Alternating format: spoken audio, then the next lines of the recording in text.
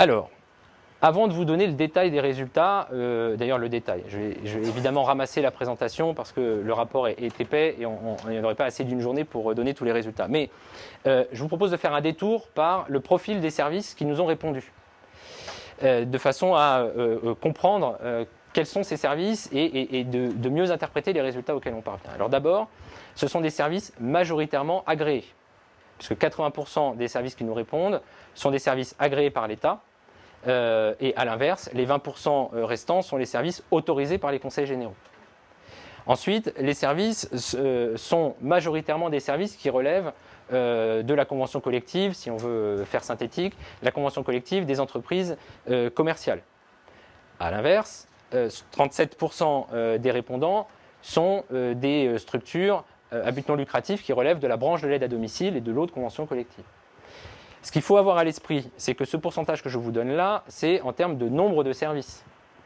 En revanche, quand on regarde le volume horaire, la proportion s'inverse. C'est important de l'avoir en tête parce que, compte tenu de l'unité de mesure que nous avons retenue, ça signifie que dans nos coûts finaux, ce qui pèse le plus, c'est l'impact de la convention collective de la branche de l'aide à domicile pour 73% des heures, quand 27% des heures sont prestées dans le cadre de la mise en œuvre de la convention collective des entreprises.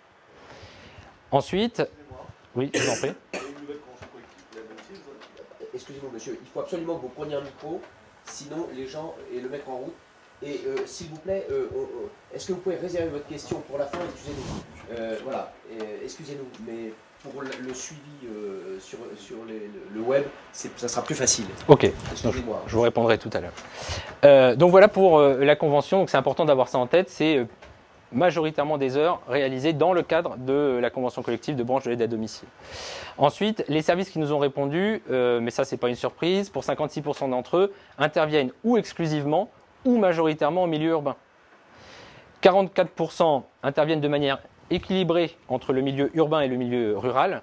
Aucun des services n'intervient majoritairement ou exclusivement en milieu rural.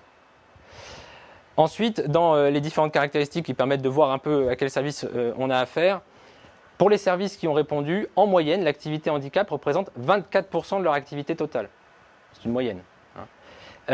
Si on compare avec les chiffres sur l'ensemble des services prestataires agréés, on est plutôt sur, on est plutôt sur de l'ordre de 4 à 5% du volume d'activité qui est dirigé auprès des personnes en situation de handicap. Là, on a donc des services qui ont une activité plus importante sur la question du handicap. Donc c'est des services qui évidemment, et c'est logique, c'est des services labellisés COP Handéo, ils sont dans des dynamiques d'investissement fort auprès des publics handicapés.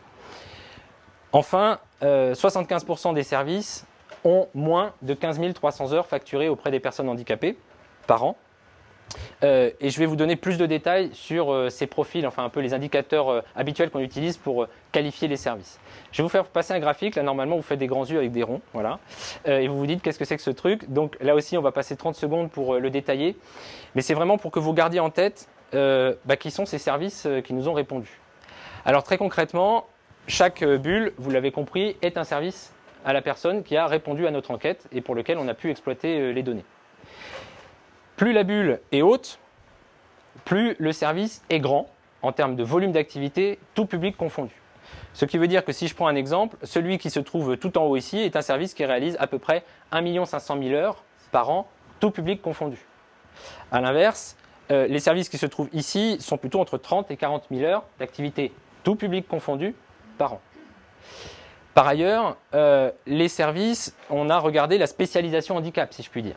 C'est-à-dire, plus le service est à droite, plus la part de son activité handicap est importante dans son activité totale. Là aussi, si je prends l'exemple de la valeur extrême qui se trouve en bas à droite, on voit que ce service, il ne fait que du handicap.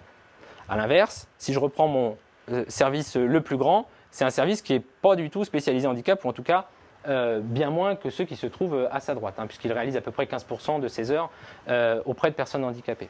Donc ça donne déjà une première idée de la diversité des services qui ont répondu à l'enquête. Et c'est aussi pour cette raison qu'on a à chaque fois distingué 3 groupes de services pour pouvoir regarder comment se comportait chacun.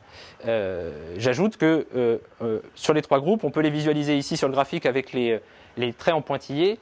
Cette première ligne-ci qui est au-dessus permet de dire que tous ceux qui sont au-dessus de cette ligne sont en fait les services qui réalisent plus de 13 000 heures auprès de personnes handicapées par an. Ceux qui se trouvent en dessous de la ligne la plus basse sont ceux qui réalisent moins de 5 000 heures, et ceux qui sont entre les deux, ce sont donc ceux qui se trouvent ici, sont les services qui réalisent entre 5 et 13 000 heures auprès de personnes handicapées par an. Voilà, là vous avez une photographie, c'est la manière la plus simple, si je puis dire, qu'on a trouvé pour essayer de vous donner à voir ce qu'étaient ces services en termes de volume d'activité. Alors, la taille du cercle, j'en ai pas parlé, c'est le volume d'activité handicap. Hein. Donc évidemment, le service qui est tout là-haut, même s'il n'est pas spécialisé au même titre que ceux qui sont à droite, a néanmoins une des plus grosses activités handicap de l'ensemble de l'échantillon. Voilà. Alors une fois qu'on a regardé ça, on a vu un peu quelles étaient les caractéristiques des services. Il y a un petit peu plus de détails dans le rapport que ce que je présente là. Là, c'est l'essentiel pour comprendre les résultats.